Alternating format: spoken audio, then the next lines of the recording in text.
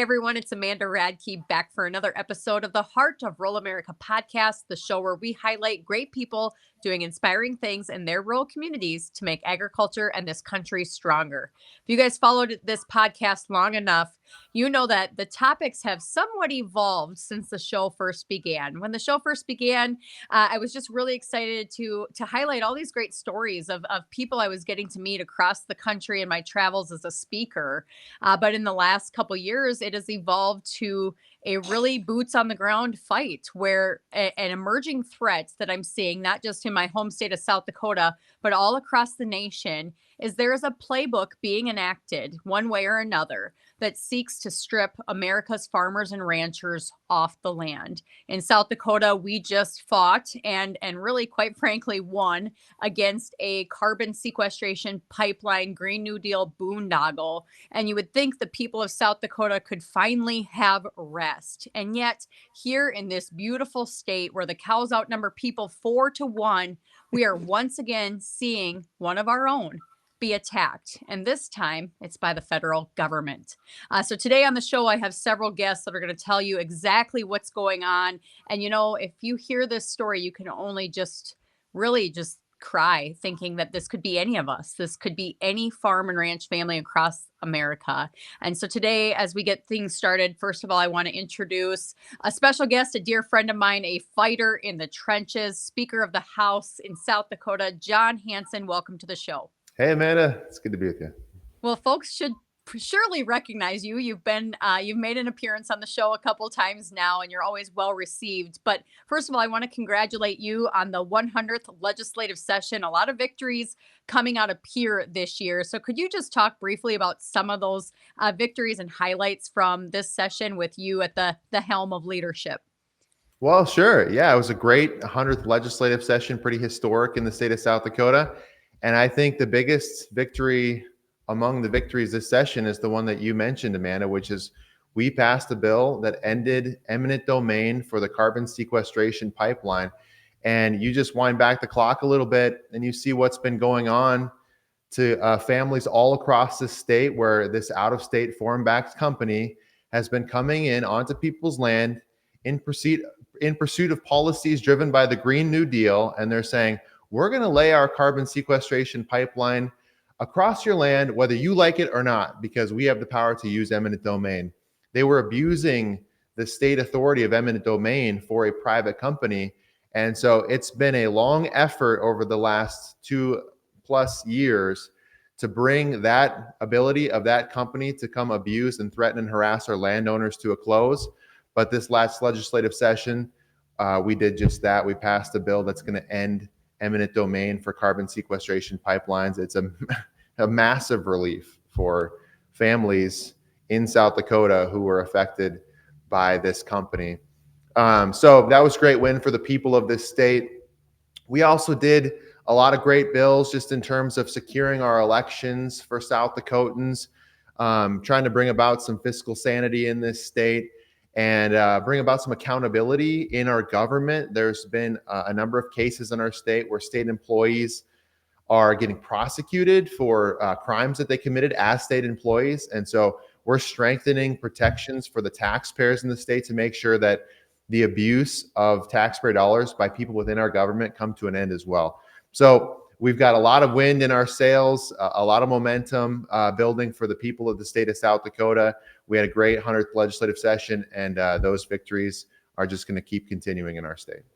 Absolutely. It's been exciting to see really true conservatives leading the state of South Dakota, probably really for the first time in a very, very long time, where it's not just lip service. It's not just politicians saying I'm a Republican and I have common sense conservative values. No, it's real conservatives who actually are following the platform, who actually are making principled decisions for the people, for everyday South Dakota citizens. And really, it's just exciting to see this momentum build and grow, Jon, with frankly, South Dakotans deserve better, and they deserve leadership that actually cares, that's boots on the ground. And that's what I respect and admire so much about you, is that you've actually been there right alongside of us.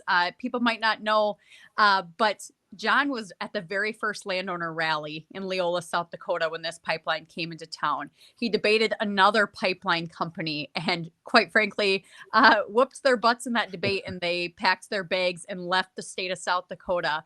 He carried bills in the last couple of years that would protect South Dakota citizens facing some of the biggest lobbying groups in the country.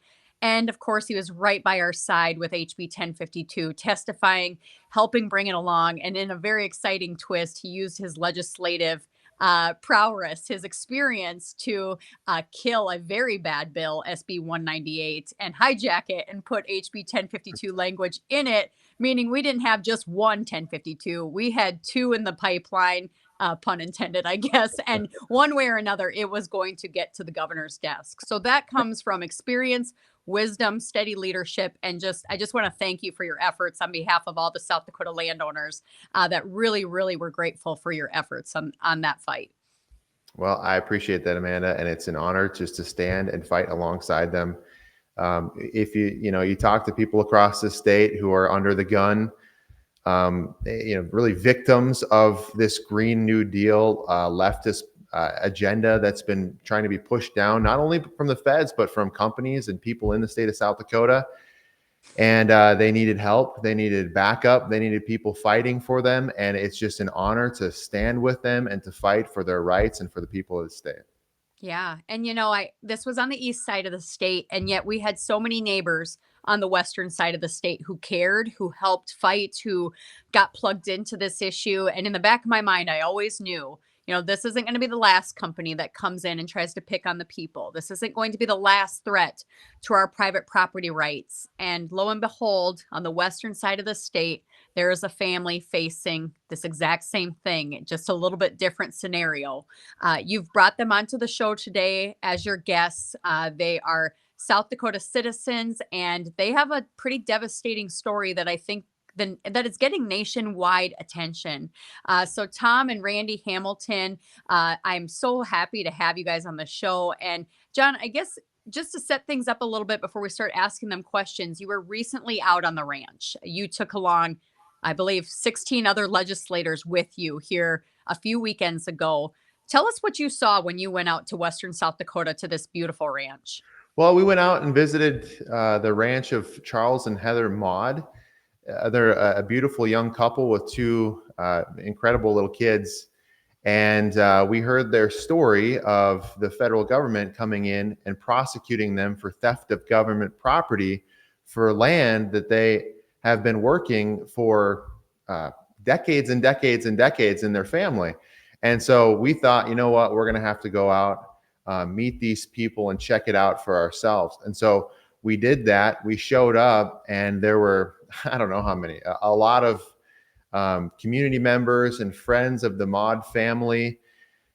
Everybody very concerned about what's going on with Charles and Heather. And I've reached out to other people who are friends of mine, and they only speak great things about Charles and Heather and their family and what they do for the community. And so we went out to the ranch, and we looked out over, and we saw the old fence line that has stood there for decades. I think the fence line was there before Charles and Heather were even born. And then we saw on the other side of that fence line the land that's in dispute. And so it's that land that Charles and Heather have been running cattle on that the feds have now come in and said, hey, you've committed theft of government property for doing what you've been doing on that land. And they're threatening them with 10 years in prison and a $250,000 fine, both of them individually. And since they've charged them individually, they've been gagged from talking to each other about the case. They've had their Second Amendment rights to keep and bear arms suspended. And when you're out there and you're talking to Tom and Randi and the family members and the community, it just becomes very clear that what we're experiencing in this case is an overzealous federal prosecution. And at the end of the day, what ordinarily would have happened is you would have sat down amongst neighboring landowners and sorted out this dispute civilly across a coffee table. but that's not what's going on here. It's elevated to the point where they're threatening to send this young couple to prison for up to 10 years. And to me, that is just wrong. And so it's, you talk to anybody involved in this, and it's very clear that that's what's going on here, and that the federal government now under the Trump administration hopefully will step in and rectify this situation and drop these charges for the Maudes. Well, thanks for laying it out for us, John. And I guess this whole time I've just wondered, where is our South Dakota delegation? This happened under Governor Noem's reign and now Governor Roden, and both have been very quiet on this.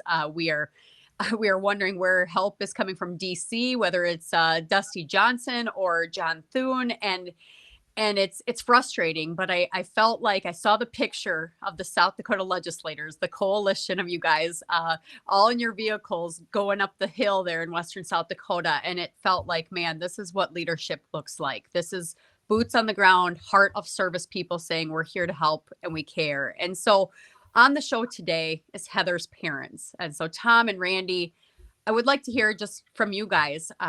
Did John sum it up pretty well, or what were those early days like when they were slapped with the indictment? Oh, the early days. Well, they were terrible. As the parents, you always, I'm stumbling. You always think this happens to somebody else.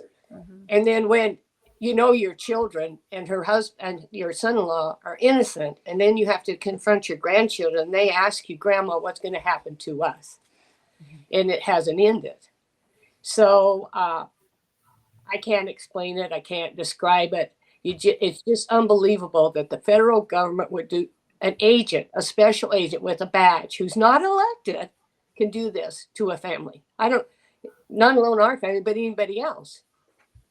It's just beyond my mind. And so I've said in a couple of places, the sheriff could take care of these things. Why does our federal government have so many badged people? Not only with the Forest Service, the BLM. I was visiting with a gentleman in DC, and he said that Department of Interior has the largest police force in the United States. I go, why? Why? Mm-hmm. They have to protect their assets. Well, so do Heather and Charles. Right. They have to protect their assets too. Not only their livelihood, their family, and their children. So this fence line, just to give people an understanding, has been there how long? Since the 40s, I believe. Charles's great grandfather built it, and they built it on a berm that they had an easement from the Forest Service to put a ditch from a mile up the river down to irrigate this piece of land for the last over 100 years. And this berm continues on down adjacent to the field, and the fence is built on this berm. And it's been there, I think in the 40s, a long time. Wow. And before they were born. And so this began, if I understand right, in March 2024, correct? That Heather and Charles were notified by the USDA saying a fence between their property and the adjacent Buffalo Gap National Grasslands blocked access to the Buffalo Gap grasslands. And then they met with the U.S. Forest Service, Julie Wheeler, May 1st to discuss that discrepancy in the boundary regarding the fence line. And as I understand it, there was another meeting set to take place to work it out. And before that meeting could happen, that's when the indictment was slapped on them, correct? That's pretty much sums it up, yes. And Julie Wheeler called for a survey, which she indicated would take from several months to a year. And the special agent Lunders, he proceeded to accomplish a survey in 6 days on this property, and then they summoned them back to another meeting, and never happened. Who was the legislator that was going to attend? Rounds. Mike Rounds was going to attend that meeting, and he had a conflict, so they rescheduled, and that is the last communication that Charles and Heather were able to have with the Forest Service. They were then indicted. Wow. And so bringing it, up to where we are right now, they were supposed to go to court at the end of April, but that was delayed to July 22nd, correct? That is correct. And so have there been any help? I guess I think I was told Senator Rounds was kind of working on some things behind the scenes. Is there any assistance there right now? Not that we're aware of. There could be, but Harriet Hagerman, our representative from Wyoming, is pretty active in this and is cooperating with Rounds and Dusty Johnson and some of the other legislators in getting this on up the ladder. So we're not sure where it's going to land yet, but lots of good people pulling and pushing on this. Right. So how can people help? Because right now, if I think about this, I've known Charles and Heather for decades. So Charles was at South Dakota State University the same time as me, salt of the earth cowboy. I mean, they don't make them like him anymore. Heather, I wrote with her at the Tri-State Livestock News in my early days of reporting, and just the best, most kindest, hardest working Christian family, just trying to do things right, homeschooling the kids, selling the beef and pork at the farmer's market, just trying to make an honest living on the land, doing what's right. And I guess, how can people help Charles and Heather? I hate that they can't even be on here to speak for themselves. That it just saddens me. But as mom and dad, what can we do?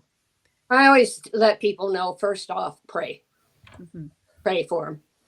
And God knows what needs to be done. He knows who to put two together and who's going to do the work. But pray. If the people want to financially help them, there's a GoFundMe page, and they can also mail a check to their bank in New Underwood. And, maybe send a card encouraging them. Computa, South Dakota is a very small town. Maybe you wouldn't even have to put their address on there. Just say Computa, because They'd probably get it. Well, Kennedy broke her leg, and I was over there helping out. And Grandma, look at all the cards I got. Oh, wow. Or, so, that would help them too. It's not just financial, it's emotional.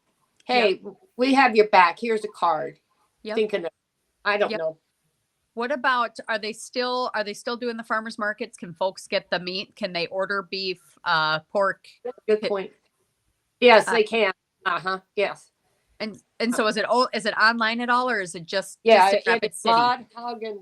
Maude Hog and Cattle. I should know that. And I'll share all these links in the show notes too. I think when good people help each other through a hard time, that's the best way.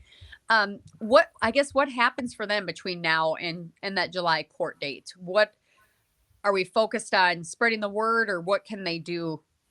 I'd like to add, people that are watching this podcast, especially from other states. Yeah, other states. If they can bring awareness to their legislators and the senators and representatives and continue to apply pressure. I mean, these public lands are all through the West. And this doesn't just affect Heather and Charles. There are many, many similar issues out there. And what happens in this case is going to give direction to lots of other cases. So, I would tell people to listen to this. Get a hold of your representatives. Get a hold of your senators, your governors, and carry this message on. This doesn't just affect Heather and Charles. It affects a lot of people. And it might be your next door neighbor. Right. And I think to highlight just how insane this is, it's over 25 acres and they're facing prison time. I mean, we're talking about criminal charges and conspiracy over 25 acres. And where you guys are, does that feed one cow-calf pair? Not even.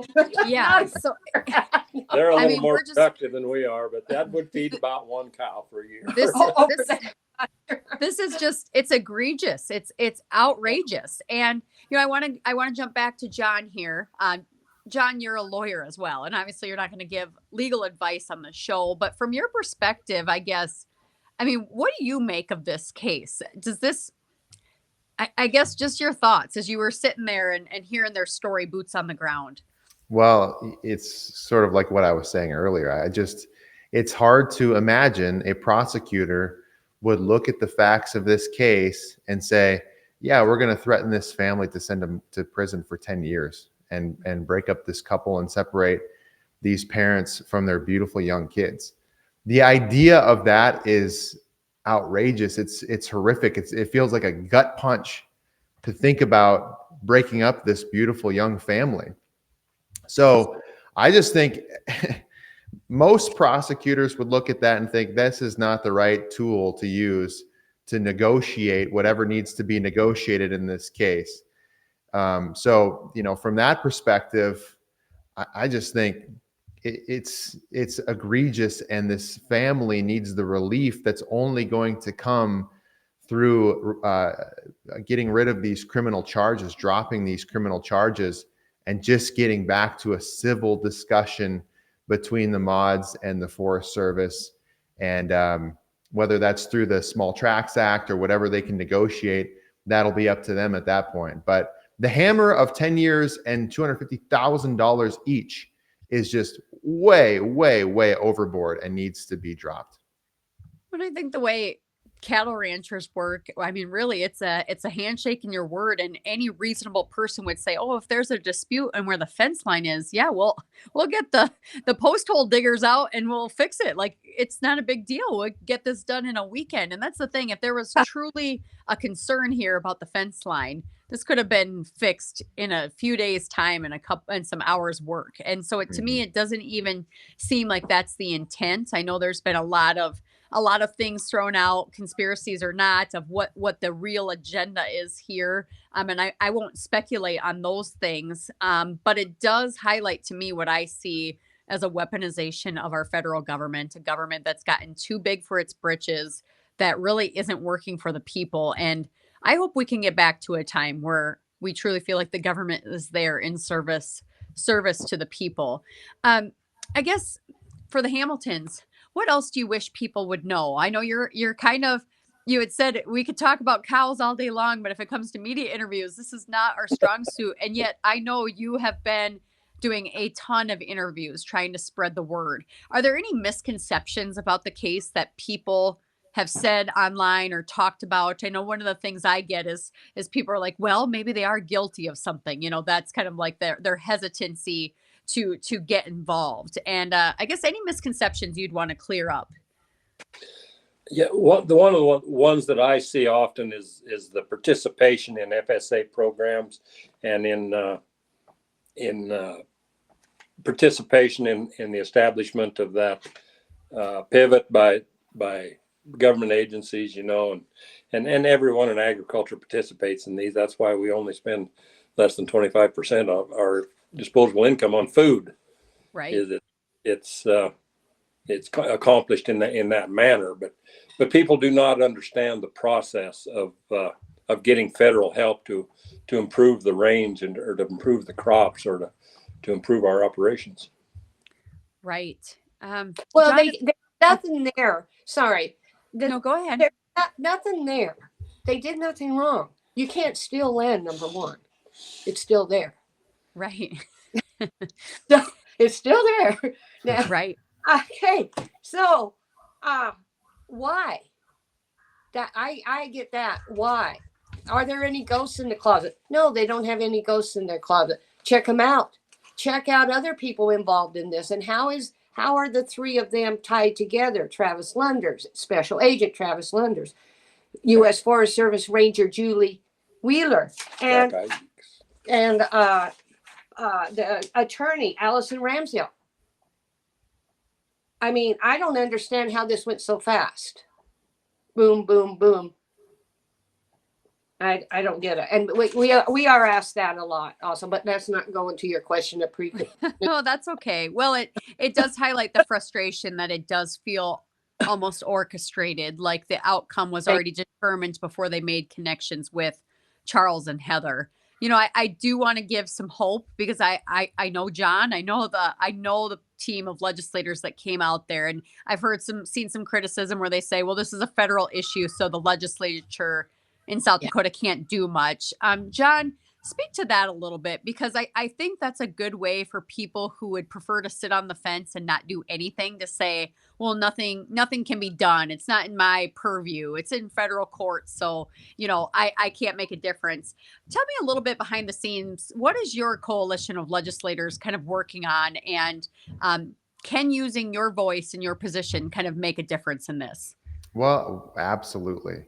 And it's a couple of things. Number one, we want to go out and get to know the the family and the community members and the situation, learn for ourselves what's going on, and then stand together with them when they're facing the threat of 10 years in prison. And I think that's really important for people in South Dakota to stand together when they're under the gun, whether that's from, Summit Carbon Solutions or from overzealous federal prosecutors. We're going to stand strong and we're going to stand together. And then beyond that, I think it's important that we get the word out on Charles and Heather's story, because the more people know about this, the more they're talking about it, the more likely it is it's going to reach the ears of the right people, whether that's Secretary Rawlins or the Attorney General Pam Bondi or President Trump. And, this all started under the Biden administration. Well, there's a new administration in town, and I'm very hopeful and I trust that when we elevate this story to the right people, they're going to do the right thing. We've got good people in our federal government now who I think are standing strong with our farmers and ranchers, and they're going to look at this story and think, that's wrong, dismiss those charges. So it's really important, I think, that people learn more about this and then spread the word, because I think that's going to have a big impact on bringing about a good resolution to this case where these charges are dropped. Yeah, it does feel like one of those things where, no stone is not worth unturning and seeing if it's a lead. I was talking to Illinois Congresswoman Mary Miller here this week, and I mentioned your guys' story, and she was like, I have someone that sits right next to Trump and sends him text, gives him text. So she's like, send me everything. And she was going to deliver it that way. But it's like, you just don't know. Word of mouth can travel fast. And if this was ever a Doge situation, I think it's, this seems like a huge waste of taxpayer dollars to pick on a poor ranching family in Western South Dakota. So you guys, as we close out the show today, first I'll start with you guys, Tom and Randi. Is there any final parting words you'd like to share with folks, far and wide across the country about this story and Charles and Heather? We are so grateful for the people that are standing up and fighting for us and fighting for them. The prayers that come and just the awesome ag organizations and John and his group. That was just amazing. And, we just want everybody to know that we are truly grateful for that. And we're going to keep up our fight, because we are going to win this. We're going to win. We're going to win. And, but not without the help of the wonderful people that we are getting involved with. And it's been really fun meeting them, if nothing else. So what do you have, Randi? Yeah. Well, it's getting us back in the saddle. We're kind of on retirement mode, but this is nice and exciting. And I'm glad we're still around so that we can help the way we can help them, both of them. So, just keep up, just keep praying, keep talking. And like you said, across the country, we've had friends from New York call and say, is this real? How can this be? Friends from California, all over the United States. How can this be? And I don't have an answer. There's one thing I've learned through hardship, and especially our pipeline fight over here, is the good Lord has a way of bringing the right people together. And if there's one thing I think that makes South Dakota special, is we really do stand together when one of our own is in trouble. So John, I'll let you close out the show too. I guess any parting words, not only for Charles and Heather, but for everyone listening, about kind of how you look at how we can impact this fight, how we can stick together and stand up for each other, and I guess your role in it as well. Well, I encourage everybody to share this podcast and do some more research and share other stories, just to get Charles and Heather's story out there, like we were talking about earlier, because I do believe that once this gets to the right people in our federal government now, that they're going to do the right thing and dismiss these charges. Going out there to the ranch and meeting the family. Of course, Charles and Heather couldn't be there because of this gag order and all the restrictions that have been placed. But just talking to Tom and Randi, and talking to some of the other family members, and talking to people in the community who know them and have known them for years, you can tell that this is a special couple. Their kids were there too. And I brought a couple of my boys along. And after we finished up at the ranch, we went over to the fire hall and had a conversation, and they started playing cards together, my kids and the Maude kids. And their first interaction, the Maude son, young boy, goes over, looks at my son in the eye, shakes his hand, says his name, and introduces himself. And it was just a perfect little example of South Dakota manners. And you could just tell where that comes from. That's from his good parents and his good family and his good community. And so it really is just, it's a beautiful young couple that an overzealous prosecutor has come and rained down a tragedy, and it needs to come to an end. And so I'm really hopeful that it does. And I'm really hopeful that the federal government's going to do the right thing. And at the end of the day, if this gets to them, I think that they will. Yeah, absolutely. Well, on that note, I appreciate your guys' time today. For our listeners today, the best way you can help, check out the links in the show notes to either donate or support. You can share this show to help spread the word. And, once again, all eyes are on South Dakota. And as I've said many times, I wouldn't bet any money against the people of this great state. When they lock arms together, they stand side by side and they fight for what is right. And what is right in this situation is to let this beautiful ranching couple keep ranching, keep doing what they love to do, stay on the land. And if there is a fencing dispute, let's get it resolved in a reasonable way. And let's close the door on this ridiculous overreach of federal government abuse. So with that, thank you guys all for tuning in. We'll see you next week on the Heart of Rural America podcast. Be sure to subscribe on Apple and Spotify. Thank you guys so much, and we'll see you next week. Thank you, Amanda, and thank you, John. Thank you.